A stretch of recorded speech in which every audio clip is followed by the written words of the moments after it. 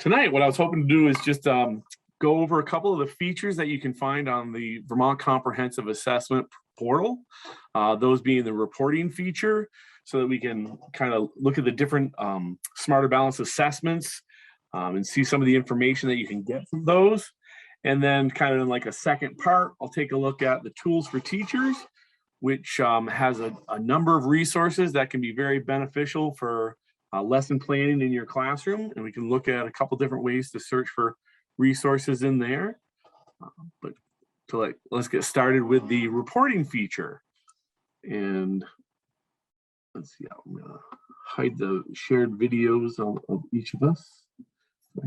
So one of the learning goals I have for us tonight is just so that you'll be able to understand how to use the various assessments that are offered by Smarter Balance and use those to inform instruction at the district and school level, and also how you could use some of the data to design your intervention groups, whether that intervention is for individual students or for groups of students. And hopefully after I share what I'm going to share, you'll have that understanding. First thing I want to show is, just to give you a little overview, what I plan on doing is showing a bunch of slides of what you can see in there, and then we'll actually break from the PowerPoint and actually go into the web, and I'll go through what I'm talking about. So if you haven't been to the dashboard of the reporting feature, once you go in there, you'll see all the different assessments that your district has given for that year so far in this school year. You can use the filters to show certain types of assessments, whether it's IABs, ICAs, summative assessments. You can even, you can select different test groups from those filters on the left. I'm going to, if I were to select the interim assessment blocks, that top left-hand corner, what you see there is a listing of all the IABs that have been given in your district for this current school year. One thing to note here, it's in the interim assessments, it also lists the focused interim assessment blocks, FIABs, and IABs. And just to give a little definition in case some folks are wondering what's the difference between an IAB and an FIAB. An IAB is an interim assessment block, and it focuses on multiple targets, and the targets are aligned with Common Core clusters. And then the focus interim assessment block is on just a single target. So it's on a single Common Core cluster. And within each cluster, there are a number of individual standards. So that's the interim assessments. And right here is a link. If Ashley could pop that in, then folks could have that at home if they need it. It's a link to the Smarter Balance Interim Assessments Overview. Because sometimes, if you haven't given them yet this year, you might not know which ones are available. So in that interim assessment overview from Smarter Balance, it shows every grade level in math and ELA, all the possible IABs and FIABs that are available to be given.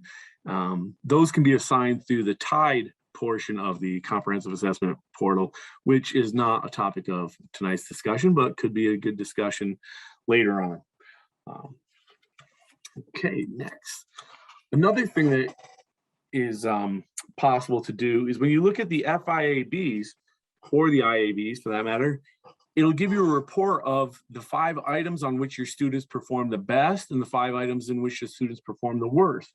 So if you were to use an FIAB, say on geometry in the 3rd grade as a pre-assessment, you could determine, those questions that majority of your students got done correctly, or the 5 types of questions that they did not get. So it could help you focus your instruction to see what concepts and topics you need to maybe spend a little bit more time on, and those that you maybe can just touch upon lightly or expand upon.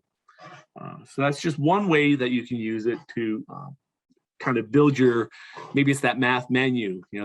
Let's steal the All Learners Network terminology and framework there. If you've got a math menu at the end of your class where you've got stations, you can design those different stations based upon the students, how they did on that particular target. Once again, this is just one small piece of data. It's one question that's making this basis. It's not, this is not to determine you know, anyone's performance levels. It's just one data source that you could use to help flexibly group maybe some intervention or focus your instruction on that particular topic. I always like to warn folks that, you know, one piece of data is not a reliable measure, but when you take it into consideration with many others, you know, it's still a data point and it can be useful. The summative assessments, those are our, you know, the statewide SBAC that's given at the end of the year. You know, if we were to click on that, what you'll end up seeing is all the summative assessments that were given in your district for the different grade levels. And, you know, there's some information that you can get right off this screen. You get the number of students that took the test. You get the average scale score for that group of students. Also, you can filter by a school. So like if you're in a district that's got 3 elementary schools, you can pick just your school, and then you find your grade level and go from there. Like here, I just chose a 7th grade math summative. And when you look at the summative results, it will also break down by the different targets that are under the concepts and procedures. If folks are familiar with the structure of the Smarter Balanced Assessment, they have really 3 different categories. They've got the concepts and procedures, which are kind of your straightforward standards, your target clusters. Then they also have communicate reasoning is an area, and problem solving. If you're trying to find out, you know, how are my students doing in a particular Common Core cluster, say that's interpreting the structure of expressions, you can zero in on that target and see not only you'll see how the state did overall, but you can see how your district did, how your particular school, right down into your roster. I will warn folks, target information is not given at the individual student level, just for state, district, and school level. And if you can see the screen, I know it's tough to see in there, but I'll also go right in after this and show folks what I'm talking about. For each target, it will state whether the state or the school or district was above the proficiency level, at or near, or below. And then the little equal sign right next to it, the equal sign means that it's pretty consistent with the rest of the test, whether that's statewide, district, or school. And it will also tell you if that was lower than the rest of the test. So, you know, one thing you might want to look at is like, how is my school doing in the lowest area? You know, like, yes, target C, we're below grade level, but if it's lower than the rest of our performance across the board, that's definitely an area of weakness. So I think this is really a nice way to find out maybe what might be lacking in our math curriculum. You know, say at the 8th grade level, our statistics, in the area of statistics, it's a low point for us, and it's even lower than how we performed in the other target areas. That would definitely indicate that it's an area of weakness for our program. So, and let me jump to the next screen. Speaking of that individual data, if you do select individual student data, this is where you can get the individual student scale score. You can also get the quantile measure, which is through Metametrics. If folks are familiar, there's a quantile measure that's given on the summative and also on the interim comprehensive assessment. That's also from Smarter Balance. I can talk about that a little more later. Metametrics has a whole bunch of resources that are aligned by quantile measures. And again, it's just another form of kind of where is your student at. They like to consider it as their readiness level. Students with this measure are ready for this instruction, and they have resources that are aligned to that, and those can also be found on the AOE website. I probably should have provided that link to Ashley earlier, but I can get to that later if someone reminds me. But quantile measures. Can I just search quantile measures on the AOE website? Yeah, if you type in VT AOE quantile, you should get the Lexile and quantile framework. Thanks, Ashley. That's great. Yeah, so I was just going to look at some of the information that you get for the individual student data. You know, I think I have the next screen. I go a little more detail. That's right. I wanted to mention it's kind of tricky to get individual student data because I'll go back to the previous screen. You know, when you look in there, if you expanded the column for communicate reasoning, it's just going to tell you if they were above, at or near, or below. And the data that I'm showing on these slides is from a demo district. So that way it's, if you see the student's name, last name, first name, I think everyone has that student in their class. So, some of the data I have is a little limiting because there's usually only one student in each grade level, and it's a artificial student in an artificial school in an artificial district. The state numbers, though, those are our actual state numbers. But that's why if you look over the communicated reasoning column there, it says NA because it was only one student. But you would be able to see if in the area of communicated reasoning, are they above, at or near, or below? And it would be the same for concepts and procedures and problem solving, just kind of that like overall level. To get to the actual individual data that might be useful, it's a little bit tricky. There's a thing that says download student results. And when you got to click on that tab right there for downloading student results. I'm gonna advance my notes and fall behind on my own notes. And there's also that thing called inbox, because once you click on the student download student reports, it's the picture to the left that I'm showing you now. It will ask if you want it as a single or multiple, and what type of PDF. I like to do this for single. This is the same screen where like the admin assistant in the office is going to go, and they'll like produce a whole grade level, and they'll put them as one large zip file, and then they print them all out and they stuff them in letters and mail them home. But for the classroom teacher, you might be getting ready for a parent conference, or just have a parent that gives you a call and they're kind of interested in how their student's doing. So this is where you can go in and print out an additional copy of just that individual student. It's also possible to get your roster, whether it's this year's results from an interim assessment you gave, or if you want to go back to your class from last year, you can even sort it by those students that are on your roster this year that you tested last year to see how they did.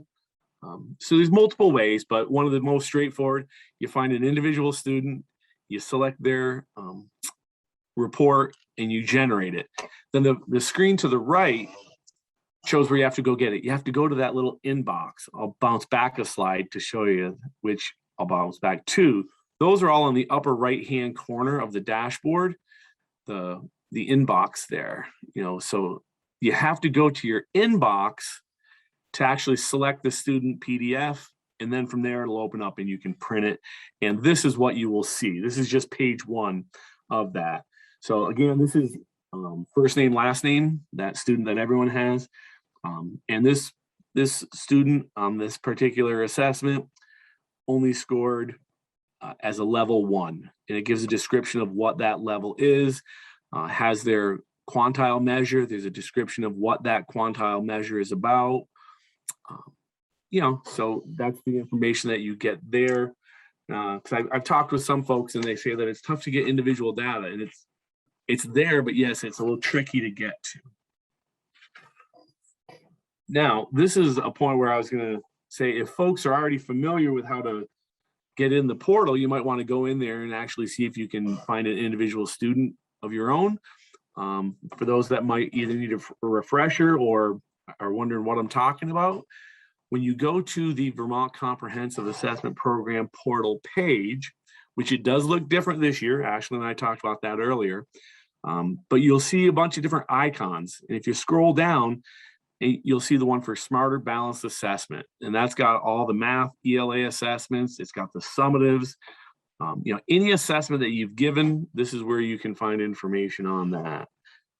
And if I'd selected Smarter Balanced, you then get another set of icons of things that are related to all the Smarter Balanced, all things Smarter Balanced. And the reporting feature, that's the little icon on the lower left. That's what it looks like there, and that's what I'm going to be focusing a little bit more of the discussion on. One thing I like to point out, though, is right above that is the test administration, because that's the thing that every teacher that's going to be giving an SBAC in the spring, or who wants to give an interim assessment along the way, you need to have that test administration certification done each year. So that's where you also find that right there. And when you click on that, either the reporting feature or the test administration, it's going to bring you to the secure login page. And it's the same single user sign-on that's used for like the TIDE test administration. And once again, if folks are familiar, you have to get a new password every year. If you're new to a district, you want to make sure that your school district testing coordinator has created an account for you. Or if this happens to be your first year teaching, you might not have this. And also, you know, it's not uncommon for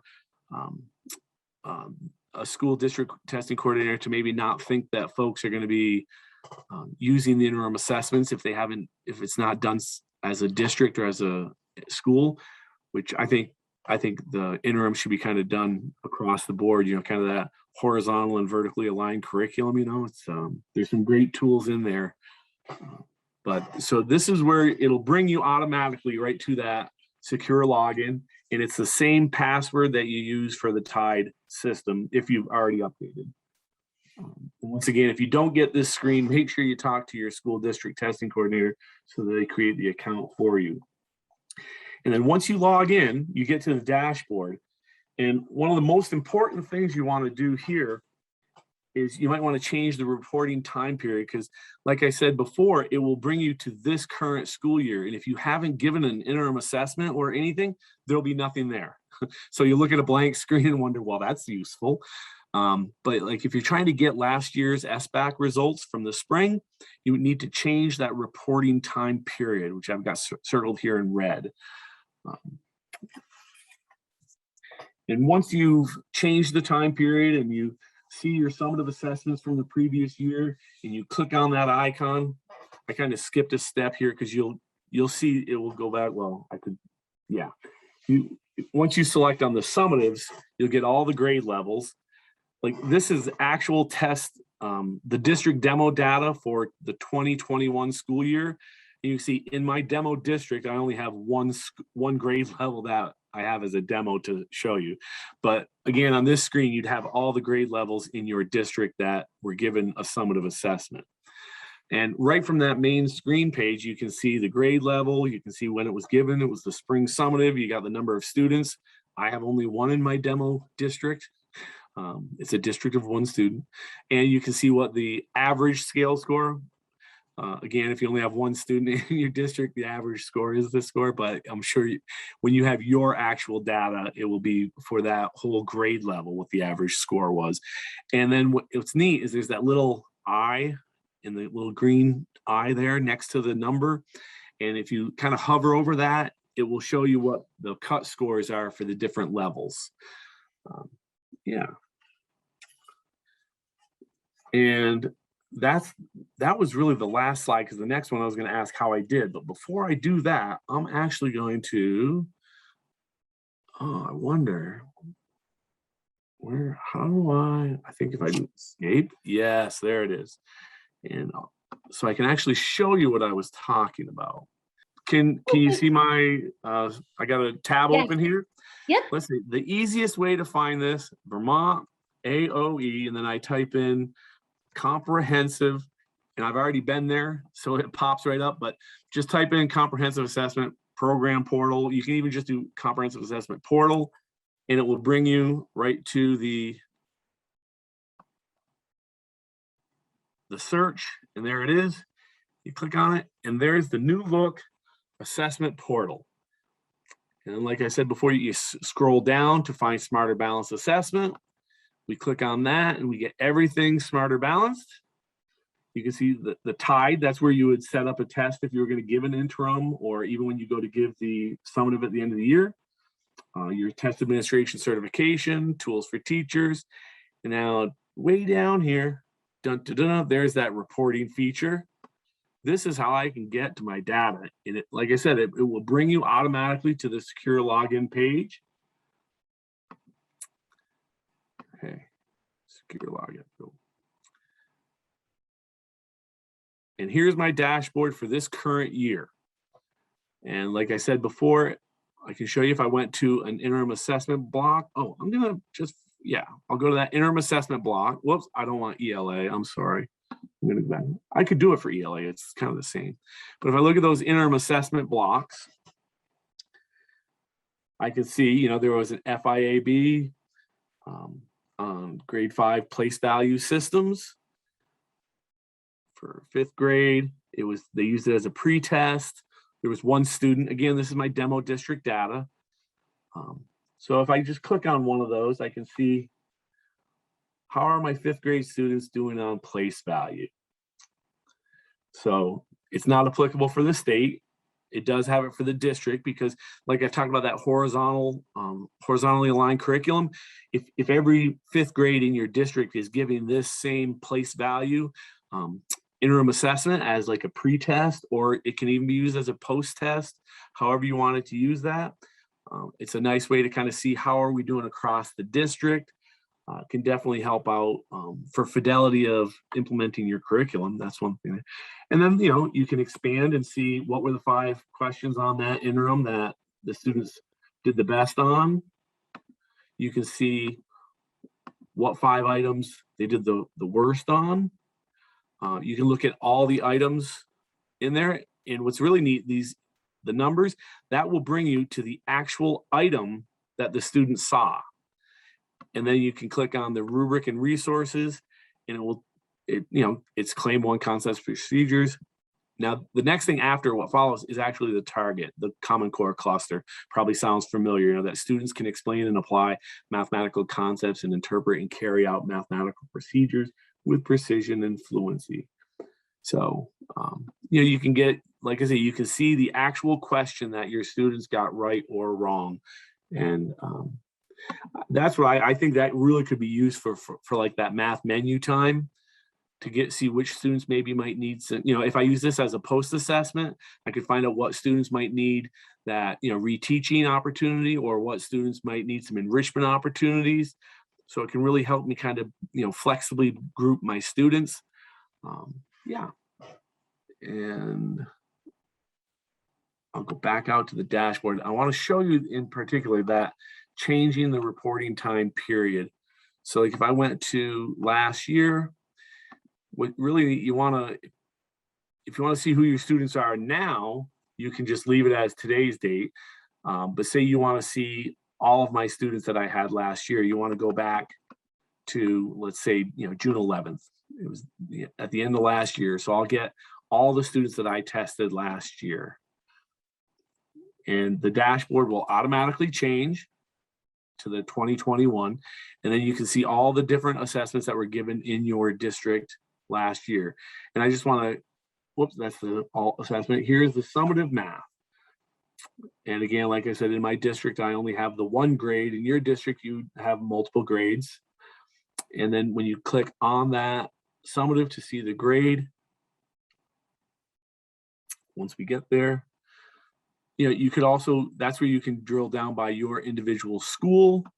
And once you get to the school, you can also, it will give you, for the students not in any roster, but we've already searched this by the students that were mine last year. So we'll already have your roster. And what's, like I said, this is actual, like last year, in the 7th grade, the average scale score was a 25-19. We can see what that was. Now, obviously, my demo district, I had 1 student and their score was a 22-48. They didn't do too well. I talked about before the communicating reasoning. You would see how the state did in that area, and then you can look at how your district, school, and your students.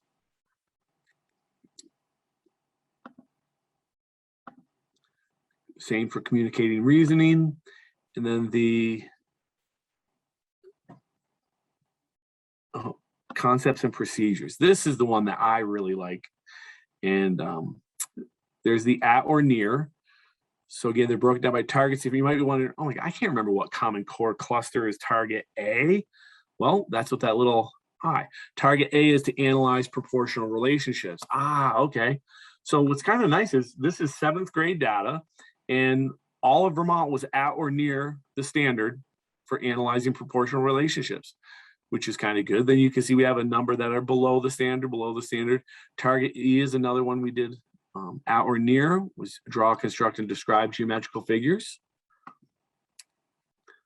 But we got a lot that are below. Now, this is the thing I was talking about before with the equal sign. Equal means it was pretty consistent with the rest of the test. The only one that as a state was below proficiency and also a weak spot for the state was target I. And target I is investigate chance processes and develop, use, and evaluate probability models. And at the 7th grade level, I believe that's the only target related to statistics. So what this really tells, again, this is one data point. This one data point would state that students across Vermont in the 7th grade are not doing well in the area of statistics. So if that's the problem across the state, it probably is something more to do with our curriculum across the state for 7th graders than the individual student. So that's just, some ways to use the summative. And once again, if you get down to individual students, you'll see this go away because again, the target information is not provided for individual students. It would just give a, whether they were at, below, at, or near, or above. Okay, so that's what I wanted to share with you related to that. Now I'll go back to my PowerPoint.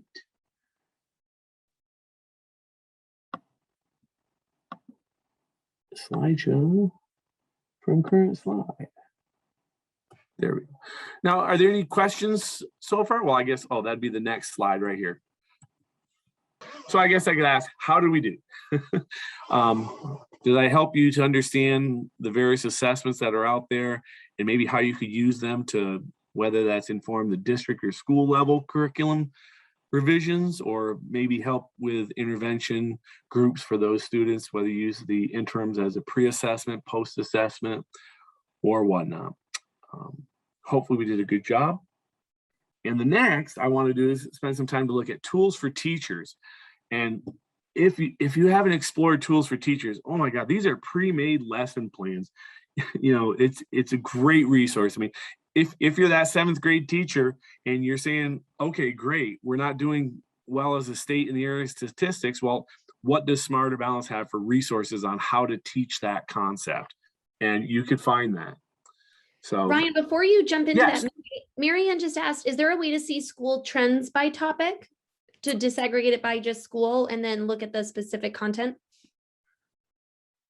I mean, I know it's not. You would if you had enough students in there, the targets will populate. You can see the targets, so you could be able to see, as a district or even as a school, we were pretty consistent across the board, but these 2 targets are lower than even the rest of our performance. Yeah, you could do that same thing that I did with the statistics for 7th grade as a state.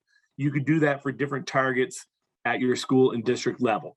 Okay, like I say, I guess I meant, I know that, I guess I meant like vertical, so for instance, in the, because the Common Core is in 4 areas. And so even looking at weaknesses, like statistics are traditionally weak. They're also not a focus skill for 3rd, 4th, or 5th grade. They don't ever show up as that. That doesn't mean we shouldn't know them, but anyway, so like, I'm wondering about being able to look even vertically as a school at that.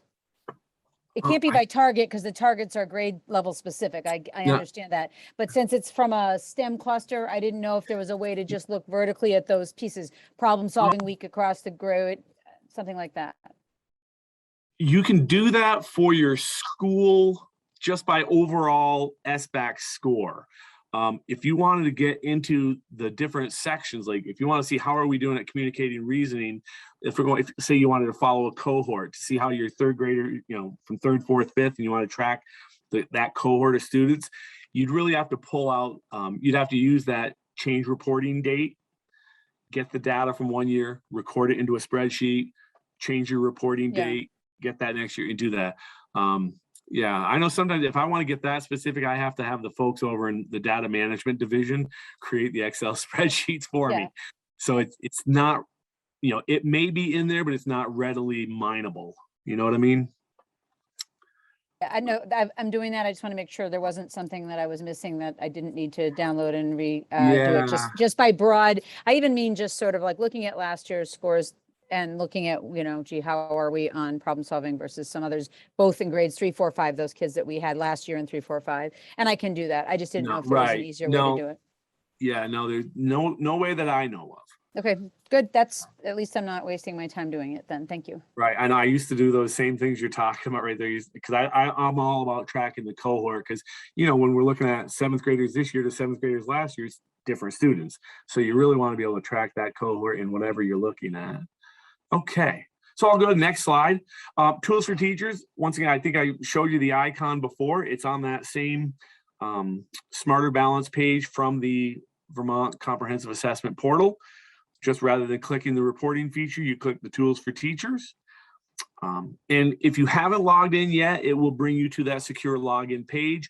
But what's kind of neat is, like, since I was already messing around with the reporting feature, if I went to tools for teachers, it won't ask me that again. It'll just bring me right to this page. Now, what's kind of neat, it'll like ask you to log in. There's that little arrow in the lower left. And it just really, what that does, it asks you what state you're in. And then, like I said, once you pick the state, you're already logged in. It just moves you over. It's kind of an internal thing for, I think, tools for teachers, because you can access tools for teachers just through the web anywhere for anybody in the United States, whether you're an SBAC, a member of the SBAC consortium or not. But if you're in the consortium, you get additional benefits. One thing, you can bookmark resources, you can share resources, all those kinds of things that are available. So you always want to log in. That's the way I get to this page. I always go through the portal rather than just searching for it on the web. And once you've logged in, like I say, if you're already logged in, it just brings you here automatically. You could just search for resources by, fractions, statistics, and just see what you get. I think it's much more useful if you definitely use the filter to go through those. And I'll show you what that looks like when you actually type in the filter. Now my screenshot here is scrolled down a little bit. It would have asked you up above, like, what the grade level was that you were looking for. Earlier I picked on statistics because that was an area of weakness that I think we have across the state, at least in 7th grade. So that's kind of where I went with this. That was that target J. And then under that target, again, the target is at the cluster level. And then under each cluster, there are individual standards that comprise that cluster. So this, using the filter, you can drill down as far as you want. You can find all resources related to all targets. That'd be just ending at the claims, and then you just scroll down and you'll see them. Or you can look by a target. And once again, the targets are aligned with the interim assessment, so that's kind of handy. Or you can see if there's any resources that are specific to a particular standard. So I think it's definitely a lot easier to go through the filter, unless of course you just want to scroll through and just see what's there. That's another, if you're really bored and looking for something to do. But in continuing in that same vein with the interim assessments, what's really neat, you could search for all resources that are aligned with a particular interim assessment, and they call those the interim connections playlists. So if you've already given an interim assessment, say it was 3rd grade geometry interim assessment, and you did it as a post assessment, and you found that you still have a number of students that aren't doing that well and could use some reteaching. Well, look in here and see if there's maybe there's a different way of presenting the information than how you originally did. I always like to go back to that. If a student didn't get it the first time you showed it, what makes you think they're going to get it the second time? You need to present it in a different way, through a different medium, something different to try to get it so it clicks for them. And once again, there is an interim connections playlist that's aligned to each FIAB and IAB. And let's just go a little deeper. Oh, I circled in blue there. That little icon, that's the icon they have for interim connections playlist. So once you're logged into tools for teachers, you just click right on that, and it's going to ask you, you do have to scroll over to see this. This is down on the screen that you would see. They've got a nice big picture and some text about interim connections playlist. But if you go over this little box that you can see, you'd want to select mathematics, or if you're an ELA teacher, you can select ELA, and then you pick your grade level. And then once you hit go, and it will produce all interims for that grade level. In this one, actually this screenshot you see here, I went into that filter and I chose grade 6. Yeah, so grade 6, and there's 12 playlists that come up, and there's one for each of the FIABs and IABs at the 6th grade level. Now, I also wanted to show that you can drill that. If you were to drill down deeper and go by claims and targets, you can get specific ones. But say you knew that you were doing the interim assessment that's called one variable expressions and equations. That's just an example of one of the interim assessments available. And in it, they will have the different topics that are addressed in that interim assessment. And for each topic, there's an activity, a resource that you can then click on. And the topics for each interim assessment are usually aligned with those individual standards. Like when we were looking at that last target for statistics, there were 4 individual standards under that target. So for the interim assessment for that, you would expect to see 4 different topics and 4 different resources. I might also put out a little disclaimer. Not every standard has a resource created yet. This is a work in progress, and Smarter Balance has summer workshops where teachers actually create all the resources. Yeah, these resources have all been created by teachers in the field, and they all go through a vetting process. I've taken part in it. There are a couple of my resources are in here as well. It's actually quite a lot of fun. Now, if I were to select a particular resource, this is what you would see. Here's one called Who Let the Letters Out? And just to kind of looking at the screen, in each one, you will have an overview, a learning goal, and what the success criteria is for the lesson. They include step-by-step instructions. There's also accessibility strategies that are provided. There's a section for each one on the formative assessment process. So I'll share a little bit more about that formative assessment process. You know, different schools, districts, whatnot may have their different formative assessment process that they use, whether you follow a Dylan William model or some other. Smarter Balance follows what they have as clarify, elicit, interpret, and act on evidence. And what they do is, it's really great. Every resource talks about how formative assessment is used in that lesson. And there's links to all the different strategies that they use in that lesson. You could also search for just formative assessment strategies separate and apart from a resource if you want to learn more about it. Like right there highlighted in that purple color is learning logs. You know, you can, when you click on that, it will bring you to a description of what learning logs are. The stuff around it under the clarified intended learning here talks about how it's used in the context of this lesson. So it's just, there's a bunch of stuff that's available. And also any handouts, materials, videos, PowerPoints, whatever has been crafted to go along with that lesson, they are also downloadable right here from that site. So you know, like I say, if you're a teacher and say you're getting ready for the statistics lesson and you didn't even give an IAB on it, but wow, that's a weak point. Statistics is not my strong point. Let's see what they have to say about it. You could go in here, find a resource on teaching it, and you can use that resource as your primary tier 1 universal direct instruction lesson. They're just resources. How you choose to use them and inform your instruction, whether it's your primary instruction, your reteaching, whether you've used interim assessments as pre-assessments, post-assessments, or not at all.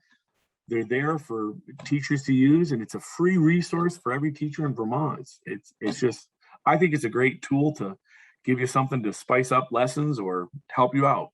And again, the learning goal was to hopefully show folks how to search for resources using the tools for teachers. And I hope I've done a pretty good job at that. And that was my presentation. Again, there's a lot more on that comprehensive assessment portal that you could explore. There's a lot more in the reporting feature than what I talked about. There's a lot more in tools for teachers than what I talked about, but I at least wanted to show an overview of some of the things that you can do with each of those that I thought might be beneficial for folks to use.